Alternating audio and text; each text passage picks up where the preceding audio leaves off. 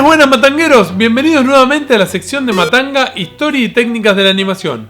Hoy veremos animación independiente. Haremos una introducción al tema y veremos tres de los máximos exponentes: Bill Plympton, Joanna Quinn y John Kricfalusi.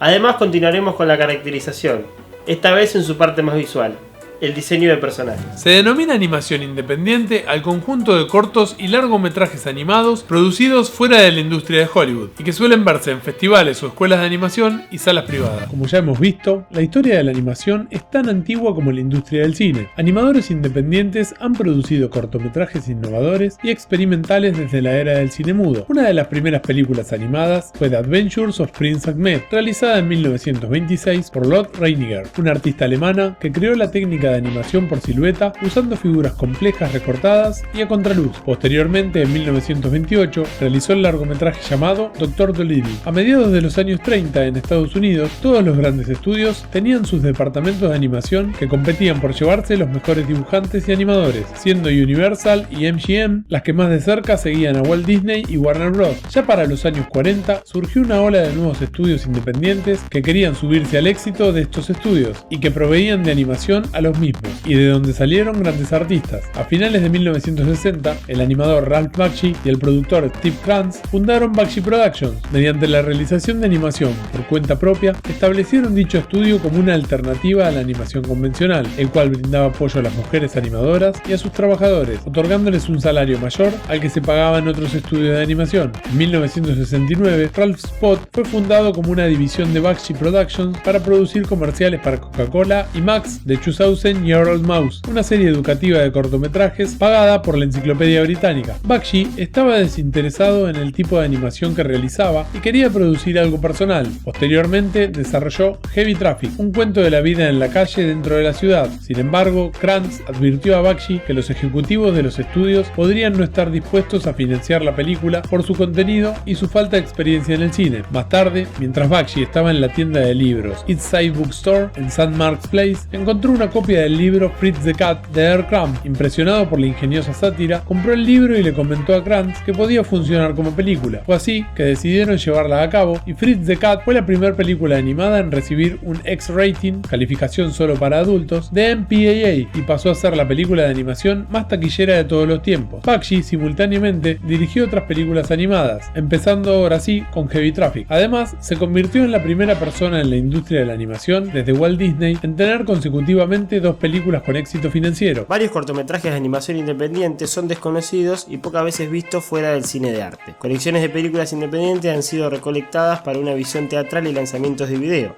bajo títulos como International Tourney of Animation, el cual existió entre 1966 y finales de los años 90, y donde se proyectaron cortos como Second Class Mail de Alison Snowden, quien más tarde con David Fine crearían la serie Bob and Margaret, luego de ganar un Oscar por el corto Bob's Birthday, The Fly del húngaro Ferenc Rofust, A Christmas Carol dirigida por Richard Williams y producida por Chuck Jones, Years Night Out de la inglesa Joanna Quinn, Vincent de Tim Burton y varios de los primeros cortometrajes de Pixar, entre muchos otros. También se podrían ver trabajos independientes en festivales como Spike and Mike's Classic Festival of Animation de 77 al 90 y Spike and Mike's Six and Twisted Festival of Animation desde 1990, de los cuales ya hablamos en el capítulo sobre animación para adultos. Además, han realizado trabajos fuera de un estudio profesional animadores independientes contemporáneos, entre los que se destacan Paul Fierlinger, Bill Plympton, John Kricfalusi y Nina Paley, entre otros. Richard Williams, por su parte, luego del renombre que le dio a la película Quién engañó a Roger Rabbit en 1993, produjo el film independiente The Thief and the Cobbler. El aumento de internet entre los años 90 y el 2000 generó un crecimiento exponencial de la producción de la animación independiente. El poder de las computadoras personales incrementó a tal punto que se volvió posible que una sola persona realizara dibujos animados en casa usando programas como Flash y los distribuyera a través de la web. Independientemente de la producción de dibujos, un gran número de historietas cortas florecieron en internet. A finales de los años 90, el cortometraje animado independiente de Spirit of Christmas fue producido con un presupuesto menor a $2.000 por dos artistas, Matt Stone y Trey Parker, y fue ampliamente distribuido en internet como una caricatura pirata, y su fenomenal popularidad dio lugar a la popular serie animada South Park. Continuando con el éxito de la animación independiente ocurrido en el año 2000, los cortometrajes animados como Making Friends ganaron suficiente apoyo para ser convertidos completamente en una serie de televisión, transmitidos en Nicktoon Network y Big TV respectivamente. A finales de 2000, con la aparición de YouTube, se comenzaron a distribuir videos en línea, largometrajes, videos de música, comerciales, trailers, contenido de animación original y exclusivas de la web, la cual de otra manera no podría tener posibilidad de ser visto al aire debido a su alto costo de televisión. Un ejemplo es de Annoying Orange, la cual empezó como una serie cómica viral de pseudo-animación CGI en YouTube. Rápidamente ganó seguidores y 100 millones de vistas online, y luego se convirtió en un fenómeno viral debido a su éxito en la transición de internet a la televisión. Actualmente, series de animación independiente son transmitidas en Cartoon Network como programación promocionada. Dentro de las series web animadas podemos encontrar también el regreso del legendario Chuck Jones como animador independiente con Timberwolf, la continuación de The Critic, que había sido cancelada y gracias a internet y la animación Flash logró seguir, Stein Boy de Tim Burton y The Gotham George Liquor Program de John Grifalucci. En cuanto a la animación independiente fuera de Estados Unidos, podemos encontrar que en Canadá la National Film Board empezó su producción de animación cuando Norman McLaren entró a la organización en 1941. La National Film Board probó ser una organización que podría dar a Canadá presencia en el mundo del cine. El departamento de animación eventualmente obtuvo distinción, particularmente con el trabajo vanguardista de McLaren, un reconocido cinematógrafo experimental al cual le dedicamos un capítulo completo. Esta asociación fue pionera en diferentes técnicas innovadoras, como la animación tipo pin screen, animación de pantalla de agujas, que también ya hemos visto, pero la mayoría de los Oscars y otros premios fueron dados a películas con animación tradicional. El Oscar de McLaren por Neighbor popularizó el movimiento del personaje referido al pixelation, una variante de la técnica stop motion, de la cual también hablamos en anteriores programas. Este término fue creado por el animador de la National Film Board, Grant Munro, en una película experimental con el mismo nombre. En el Reino Unido, el British Film Institute creó alrededor de 30 piezas de animación experimental entre los años 50 y mediados de los 90. Otro importante contribuyente en la animación experimental en el Reino Unido fue Channel 4, el cual obtuvo reputación internacional como uno de los más aventureros transmisores de animación. Y por último, Aardman Animation realizó la serie web Angry Kid de Darrell Walsh con animación técnica mixta. En Francia podemos destacar el trabajo de animadores como Sylvain Chomet, quien dirigió en 2003 Les Triplets de Belleville y Les Illusionistes en 2010. Vamos a centrarnos ahora en tres de los animadores más destacados en este área, comenzando con el que es considerado el rey de la animación independiente, Bill Plympton. Además veremos a la animadora inglesa Joanna Quinn y al creador de Ren y Stimpy, John Grifalucci. Pero empecemos por Bill Plympton. Bill Plympton, nacido el 30 de abril de 1946, es un animador, diseñador gráfico y caricaturista estadounidense, conocido por su nominación al Oscar al mejor cortometraje animado, Your Face, en 1987. Nació en Portland, Oregon. De 1964 a 1968, estudió diseño gráfico en la Universidad Estatal de Portland, donde fue miembro de la Sociedad Cinematográfica y trabajó en el anuario. En 1968, se trasladó a la Escuela de Artes Visuales en la ciudad de Nueva York, donde se especializó en dibujos animados, graduándose en 1969. Las ilustraciones y dibujos animados de Plympton se han publicado en The New York Times y el periódico semanal The Village Voice, así como en las revistas Vogue, Rolling Stone, Vanity Fair, Penthouse y National Lampoon. Su tira de dibujos animados políticos Plympton, que comenzó en 1975 en el Soho Weekly News, finalmente se distribuyó y apareció en más de 20 periódicos. En 1988, su corto animado Your Face, como decíamos, fue nominado al Oscar al mejor cortometraje de animación. También se hizo conocido por otros cortos animados, incluidos 25 Ways to Quit Smoking de 1989 y Enemies del 91, el último de los cuales fue parte de la serie Animania en MTV, donde se proyectaron muchos de sus otros cortometrajes. En 1991, Plympton ganó el Prix Special du Jury en el Festival de Cine de Cannes por Push Come to Show, que apareció en la serie animada Liquid Television de MTV, programa del cual hablaremos más adelante. Después de una serie de cortometrajes de gran éxito, Uno de esos días, Cómo besar y Plymptoons, comenzó a pensar en hacer un largometraje. Es así que en 1992, su primer largometraje de animación autofinanciado, The Tune, debutó en el Festival de Cine de Sundance. Su trabajo también apareció en la serie de comedia de Fox del 92 y 93, The Edge. En 1993 hizo su primera película de acción en vivo, Jay Lyle. En 1995 contribuyó con animación y gráficos a una colección de juegos de computadora, Take Your Best Shot. En 2001 estrenaría en el Festival de Cine Sundance Mutant Aliens, la historia de un astronauta varado que regresa a la Tierra después de 20 años en el espacio. Ganó el Gran Premio de Annecy en 2001 y se estrenó en los cines en 2002. En 2003 publicó el cómic The Lazy Cartoons of Bill Plympton. En 2004 estrenó la película animada Her Hyde y el corto animado War Dog, que fue nominado al Oscar al mejor cortometraje de animación. En 2005, Plympton animó un video musical, Heard Them Say, de Kanye West, y al año siguiente creó el video musical Don't Download This Song, de Weird Al Yankovic. En 2006, Plympton contribuyó con la animación de la serie de History Channel 10 días que cambiaron Estados Unidos inesperadamente. Junto con otros animadores independientes de Nueva York, han lanzado 2 DVDs de cortos animados, ambos titulados Evite el contacto visual. En 2008 realizó el largometraje sin diálogo Idiots and Angels, presentado por Terry Gilliam. La película se estrenó en el Festival de Cine de Tribeca el 26 de abril de ese año. En 2011, Alexia Anastasio completó un documental sobre la vida de Plympton, Adventures in Plyntoons, lanzado en septiembre de 2012 en DVD. En 2011 también Plympton colaboró con el crítico de cine infantil Perry Chen en Ingrid Pitt, Beyond the Forest, un cortometraje de animación dirigido por Kevin John Michels sobre la actriz y sobreviviente del Holocausto Ingrid Pitt. En 2014 realizó el film Cheating y en 2016 junto al artista Jim Lujan estrenó Revengeance. Animó el gag del sofá de los episodios de Los Simpsons, Beware My Cheating Bart en 2012, Black Eyed Liz en 2013, Married to the Block en 2014, Lisa the Veterinarian en 2016, 22x30 en 2017, 3 escenas más una etiqueta de un matrimonio en 2018 y Stranger Things en 2021, así como los menús y el empaque del DVD de la temporada 19. En 2014 dirigió el segmento sobre comer y beber en la película animada The Prophet, adaptada del libro homónimo de Khalil Gibran. En 2018 creó una serie de videos para The New York Times llamados Trump Bites. Una de las series, Trump and Putin A Love Story, muestra a Trump y a Putin besándose ese mismo. En 2020, Plympton lanzó un Kickstarter para su nueva comedia animada del oeste, Slime. La financiación fue exitosa y Plympton planea terminar la película para este 2021. Una colección de más de 180 artículos de Plympton se encuentra en el archivo de cine de la Academia, entre los que se destacan Your Face, The Tune, War Dog y The Cow Who Wanted to Be an Hamburger. Sus películas han aparecido en el programa The Animation Show of Shows e incluyen Your Face, War Dog, It de 2001, The Fan and the Flower de 2005 y Santa The Fastest Year de 2009. Entre sus muchas influencias, la más grande es el trabajo del estudio de Walt Disney con otros como Tex Avery, Bob Clampett, Robert Crumb, Milton Glaser, Charles Adams, Frank Capra, Milt Kahl, Carlos Nine y Jules Pfeiffer. La película I Married an Strange Person del 97 fue influenciada por Peter Jackson. Ha ganado numerosos premios, entre los que se destacan el ya mencionado Oscar, el premio del jurado de Cannes y el premio Winsor McCay.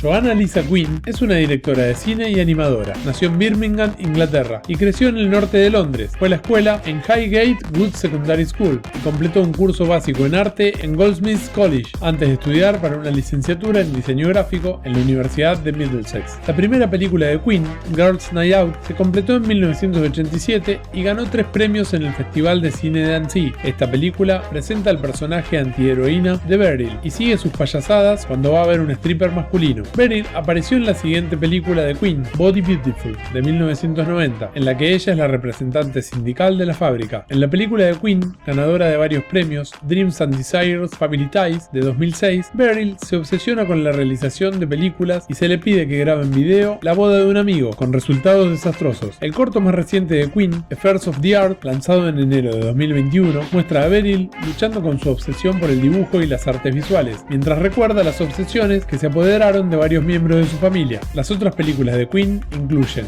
Else de 1992, Britannia del 93, Famous Fred del 96 y Wife of the Bath del 98. En 1987, Quinn fundó Beryl Production International con el productor y escritor Les Mills. Además de películas personales, Beryl Production International ha producido comerciales para los mercados del Reino Unido, Estados Unidos, México y Canadá. Los clientes incluyen el papel higiénico Charmin, Whiskas y United Airlines. Casi todos estos comerciales tienen el estilo de dibujo distintivo de Quinn y fueron animados con la técnica tradicional en papel. Quinn ha sido honrada con retrospectivas de su trabajo en todo el mundo. En 2008 vio la culminación de su trabajo en una exposición llamada Drawings That Move, comisariada por Michael Harvey, en el National Media Museum, en Bradford, Inglaterra. Esta exposición tan celebrada ha viajado desde entonces a Valencia, España y la República Checa. Queen ha sido galardonada con un título honorario de doctora en artes de la Universidad de Wolverhampton, un título honorario de doctora en artes de la Universidad de Middlesex, una beca de la Universidad de Gales y un miembro honorario de la Royal College of Arts de Londres. Se convirtió en miembro de la Academia de Artes y Ciencias Cinematográficas en 2017. Queen ha ganado más de 90 premios internacionales, incluidos 2 premios Emmy, 4 premios BAFTA y premios del jurado en los principales festivales de animación. 2 de sus películas, Famous Fred de 1997 y Wife of Bath Canterbury Tales Part 1 de 1998, recibieron una nominación al Oscar. Michael John Kricfalusi, conocido profesionalmente como John Kay, es un ilustrador y ex animador canadiense, conocido por ser el creador de Ren and Stimpy, nacido el 9 de septiembre de 1955 en Quebec. Kricfalusi pasó su primera infancia en Alemania y Bélgica, antes de regresar a Canadá a los 7 años. Adquirió sus habilidades en gran parte copiando dibujos de periódicos y cómics cuando era niño, y estudiando dibujos animados y sus sistemas de producción de las décadas de 40 y 50. Después de mudarse a Los Ángeles en 1978, Bob Clampett, quien era su principal influencia, le presentó a Mil Gray, quien le sugirió que se uniera a su clase de animación clásica. Gray estaba trabajando para Filmation en ese momento, y pronto Kricfalusi también encontraría trabajo ahí, comenzando en programas como Super Friends y The Tom and Jerry Comedy Show. Su primera caricatura independiente fue un corto llamado Ted Bakes One, que produjo con Mil Gray en 1981 para un canal de cable. Desde 1979 hasta mediados de la década del 80, Kricfalusi trabajó para Filmation y más tarde para Hanna-Barbera y Dick Entertainment, en varios programas que una vez describió como la peor animación de todos los tiempos. Sin embargo, disfrutó de su trabajo como maquetador en la serie de 1985 The Jetsons, ya que pudo entrenar a un equipo de animadores taiwaneses para dibujar personajes más emotivos y salvajes, lo que en ese momento se consideraba radical. Según Kricfalusi, el director Ralph Bakshi, quien había trabajado con él antes, en el 80 y 82, lo salvó de tener que trabajar en esos dibujos animados. Comenzaron a trabajar en los diseños de la película Bobby's Girl, que se vendió a TriStar Pictures, pero luego se canceló. Bajo Bakshi, Kricfalusi dirigió la animación del video musical de 1986 de The Rolling Stones, Harlem Shuffle. El proyecto más exitoso del equipo fue Mighty Mouse The New Adventures para CBS, basado en el personaje clásico de Terry Toons. La serie fue bien recibida y se considera la precursora de las caricaturas impulsadas por los creadores. Kricfalusi dirigió 8 de los 26 episodios y supervisó la serie. Al comienzo de la segunda temporada, Kricfalusi dejó el programa. La producción de Mighty Mouse fue muy diferente a otras caricaturas de la época, ganando en libertad creativa y artística gracias al éxito de la irreverente Pee-wee's Playhouse en CBS un año antes.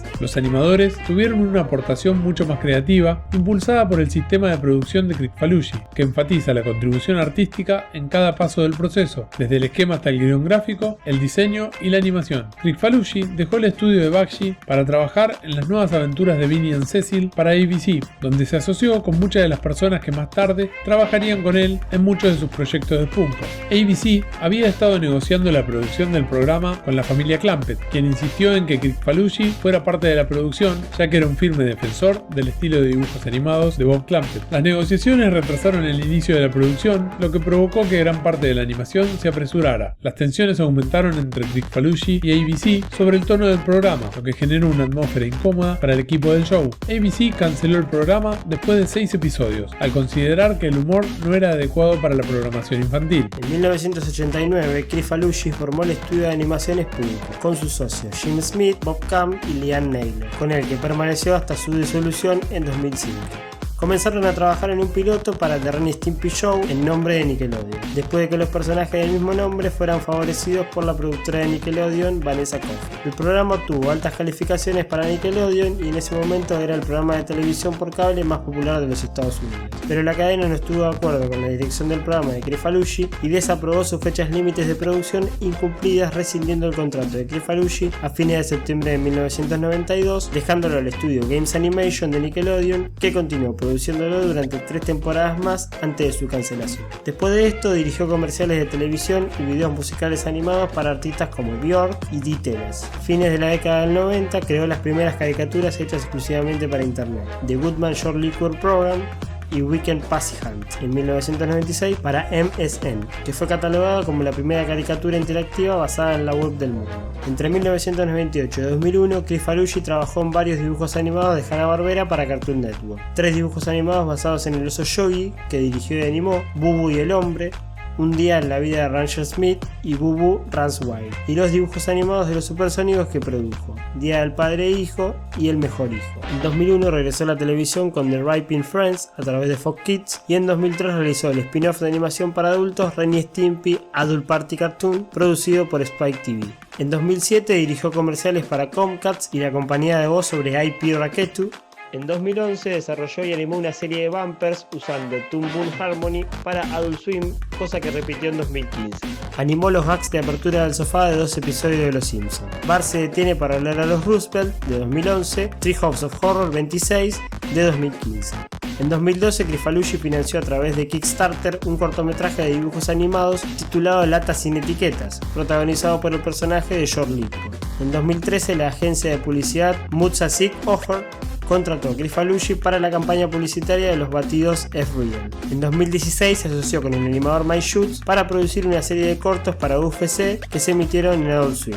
Chris Falucci se retiró de la animación y desde 2006 mantiene un blog personal dedicado a los dibujos animados y la animación, donde acuñó el término peyorativo estilo CalArts, utilizado para una estética de dibujos animados generalizada en la década del 2010. Para concluir, vamos a destacar un programa de MTV que fue muy importante en la difusión de la animación independiente, tanto como los mencionados festivales de animación. Nos referimos a Liquid Television. Debemos aclarar que hay muchos de los animadores independientes que no hablamos, ya que en los próximos episodios haremos un tour por los animadores del mundo, en el cual mostraremos a muchos de estos artistas. Liquid Television fue un show de animación transmitido por MTV durante la década del 90. El canal encargó 3 temporadas del show a su productora interna, Colossal Pictures. Este espacio sirvió como punto de partida para la realización de varias series animadas originales, como Beavis and Butthead, Aeon Flux, Cartoon Sushi y The Head. El ciclo fue ganador de un premio Emmy. La mayor parte del material de Liquid Television fue creado por animadores y artistas independientes especialmente para el show, pero otros segmentos fueron producidos con anterioridad y compilados a partir de festivales como Spike and Mike's Sick and Twisted Festival of Animation.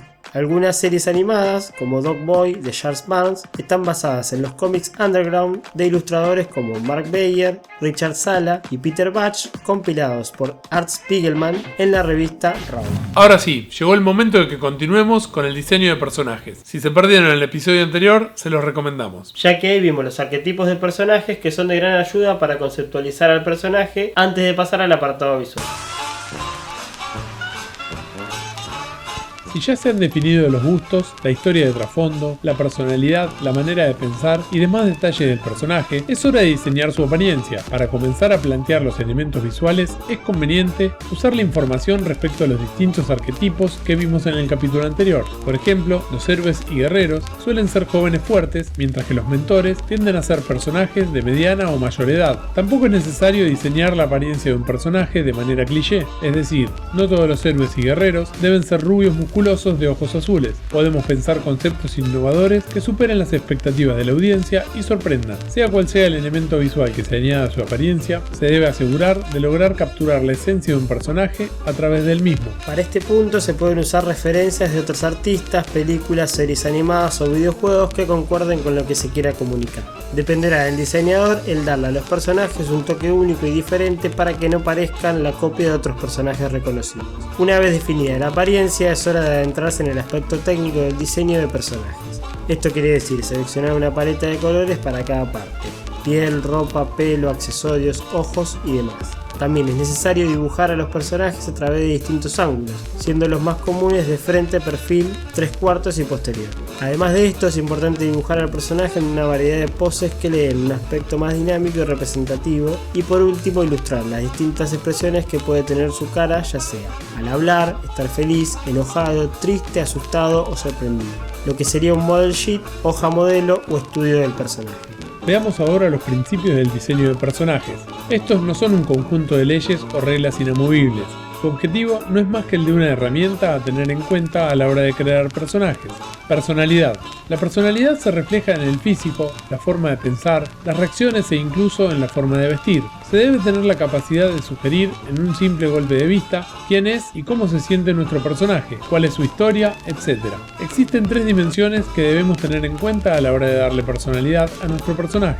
La fisiológica y más evidente, género, edad, ocupación, vestimenta, estatura y peso, color de pelo, ojos y piel, postura, apariencia, defectos, enfermedades, etc. La sociológica, clase, ocupación, educación, poder adquisitivo, religión, raza o nacionalidad, lugar en la comunidad, filiación política, diversión. Y por último, la psicológica. Es una conjunción de las 2 anteriores, como su vida sexual, normas morales, filosofía personal, ambición, frustraciones, principales decepciones, temperamento, si es extrovertido o introvertido, habilidades y talentos, coeficiente intelectual, etc. En definitiva, ¿es un jubilado, un millonario arrogante, una superviviente, un adolescente inadaptado? Son algunos temas a representar y es acá donde intervienen el resto de principios que veremos a continuación: el lenguaje corporal, el gesto, la actitud, elementos que ayudarán a transmitir los rasgos de la personalidad. Es por eso que este principio es el más relevante de todos. Línea de acción. Es una o varias líneas imaginarias que dibujamos desde la cabeza hasta los pies y atravesando la espina dorsal del personaje. Esa curva o línea de acción nos ayudará a definir la actitud, la personalidad o el estado emocional de nuestro personaje. Esta característica además nos ayudará a eliminar la rigidez y la simetría, a dar más énfasis a nuestra pose y por lo tanto a conseguir un dibujo mucho más interesante.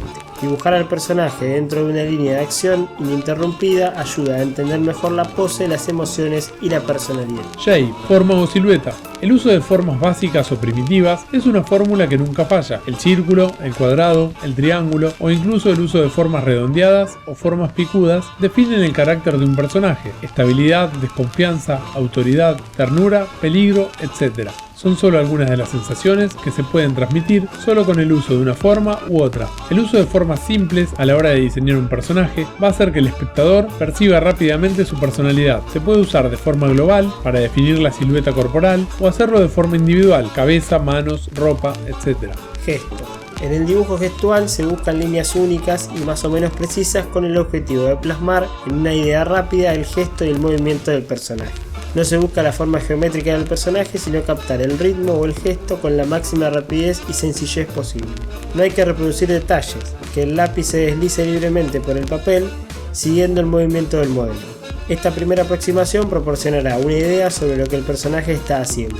Un flujo de líneas que hará que el diseño tenga ritmo y sea más interesante. Anatomía. El conocimiento anatómico es esencial para crear personajes creíbles. El objetivo de la anatomía no es crear personajes realistas, sino creíbles. Una buena anatomía, orientada al diseño de personajes, permitirá no solo aprender a dibujar seres humanos o animales, sino también a crear monstruos, criaturas y cualquier cosa necesaria. Estructura y construcción. Construir al personaje nos ayuda a darle una estructura sólida. Se trata de crear volúmenes tridimensionales para definir la anatomía de nuestro personaje. Este esqueleto volumétrico nos facilita la lectura de nuestro personaje y le proporciona direccionalidad, profundidad, tridimensionalidad y unas proporciones coherentes. Pero hay que evitar caer en la trampa de eliminar el gesto y acabar completamente con el labial de nuestro personaje, creando un robot con proporciones anatómicamente perfectas pero carente de personalidad. Por eso el proceso debería ser, en primer lugar, crear al personaje a partir de un gesto y una marcada línea de acción, y a continuación construir encima los volúmenes para darle estructura, solidez y tridimensionalidad. Volumen. Este principio guarda una estrecha relación con el anterior. Una vez hemos construido la estructura, podemos definir la volumetría, simular el volumen, a través de 2 cosas: la superposición de unos elementos sobre otros y el uso de la luz y las sombras. Cuando ilustramos en un papel o en una pantalla, en realidad estamos trabajando en 2 dimensiones, por lo que la tercera dimensión, la profundidad, debemos crearla simulando volumen y profundidad. Color. Es quizás el aspecto más importante a la hora de generar emociones. Existen cientos de estudios y libros sobre el uso del color. Comprende un campo tan amplio que hablaremos específicamente sobre este tema en un próximo capítulo. Pero adelantamos que en el caso del uso del color en el diseño de personajes debemos tener en cuenta 2 factores: la elección del color principal, que otorgará la personalidad de nuestro personaje, el color predominante de su ropa o su tono de piel, y por otro lado el uso de colores secundarios que complementen y acentúen el color principal. Es importante que sepamos elegir gamas de colores fríos o cálidos en función de la personalidad. Exageración. Como vimos en los 12 principios de la animación, el principio de exageración es muy importante en la animación. Esta propiedad se aplica exactamente igual para el diseño de personajes, y al igual que ocurre en animación, acentuar y exagerar ciertos atributos o acciones generalmente ayuda a hacer un diseño más creíble y desde luego más reconocible. Por un lado, podemos exagerar una cualidad física como el tamaño de las manos, de la nariz o del torso. Por otro lado, podemos exagerar una pose o incluso la propia línea de acción para acentuar ciertos rasgos de la personalidad o el estado emocional de nuestro personaje. Por supuesto, debemos caricaturizar de forma coherente. El nivel debe ir en función de la personalidad, situación, del estilo de la producción o de la intensidad emocional de nuestro personaje. Líneas rectas versus líneas curvas. Una de las máximas, y no solo en el diseño de personajes, es la oposición de líneas rectas contra líneas curvas. Este principio busca el contraste de las formas que componen el dibujo para que este sea más interesante. El ojo se siente más cómodo cuando encuentra variedad y alternancia en una imagen.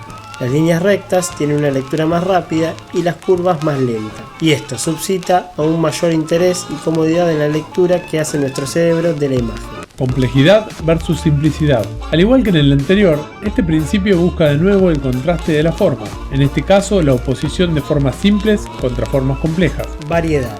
Evitar las repeticiones. Al diseñar un personaje encontramos multitud de elementos que nos obligan a repetir formas. Los dedos de las manos, los botones de una camisa, las arrugas de la ropa, el pelo o la simetría entre cara y cuerpo. Sin embargo, se pueden disimular estas repeticiones haciendo pequeñas variaciones de su tamaño y proporciones, variando la distancia entre dichos elementos, colocándolos en ángulos diferentes, cambiando su dirección y modificando ligeramente su forma. Asimetría. El principio de asimetría consiste una vez más en crear contrastes y líneas que se complementen.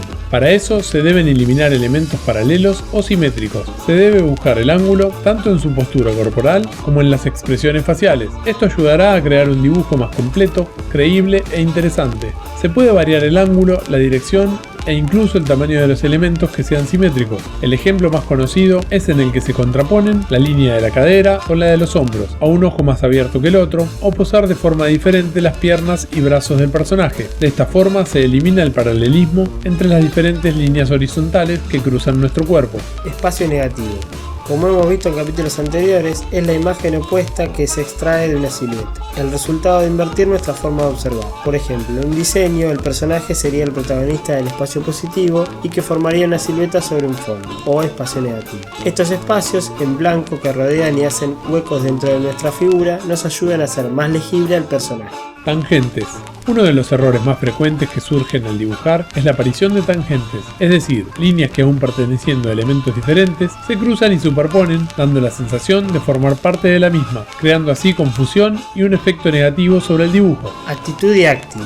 ¿Qué está haciendo y cómo se siente el personaje? Son dos de las premisas que se deberían transmitir claramente. La actitud nos indica que debemos dejar clara la idea de lo que sucede en un escenario.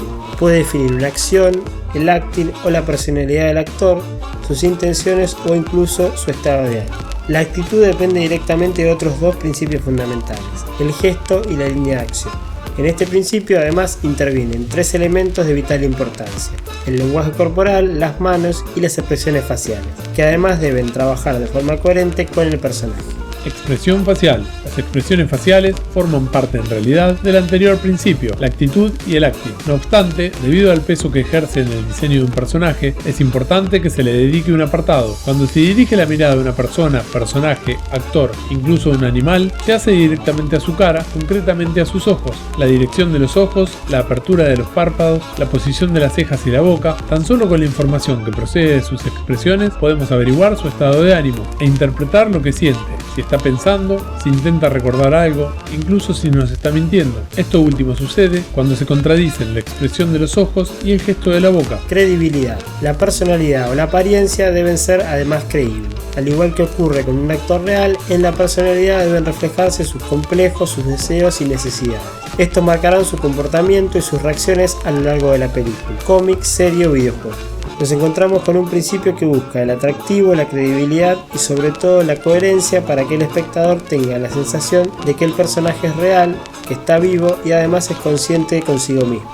En definitiva, es una combinación correcta del resto de principios para que todos jueguen en la misma dirección. Dibujo, el último principio y de alguna forma la base de todos los demás. El dibujo no es más que una herramienta para poder expresar y comunicar visualmente cualquier cosa que se necesite. Para diseñar y crear personajes no puede faltar una buena base de dibujo. No importa el estilo, es importante conocer las técnicas y nutrirse con una buena biblioteca mental, el uso de referencias, practicar el dibujo del natural, anatomía humana y animal, dibujar cientos de manos y aprender a dibujar ropa son algunas de las cosas que ayudan a mejorar el diseño de personajes. Muy bien, hasta acá llegamos con este capítulo. Ya saben, si les gusta nuestro contenido, suscríbanse, me gusten y compartan. Nos vemos en el próximo Historia y Técnica de la Animación, donde daremos un salto a las 3 dimensiones. ¡Chao!